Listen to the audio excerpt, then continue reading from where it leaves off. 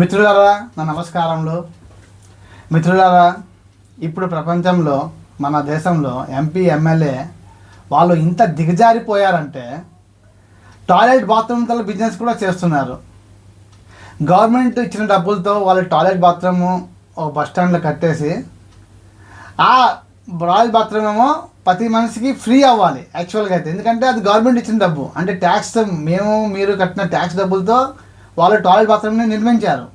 పబ్లిక్కి చాలా ఫ్రీగా ఉండాలి, లేకపోతే మినిమం ₹1 ₹2 ఉండాలి. కానీ ఇక్కడ సిగ్గు చెట్లు అని ఎంపీ ఎమ్మెల్యే వాళ్ళు ఈ టాయిలెట్ బాత్రూమ్ కోసం ₹5 తీసుకుంటున్నారు.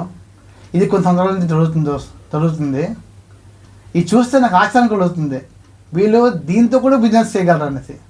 ఇలాంటి వ్యక్తులకి మన దేశం పేరున కోట్ల రూపాయలు అప్పు తీసుకొని వీళ్ళు హెలికాప్టర్లు బయట హోటల్లో తిరగడం గురించి చేస్తున్నారు.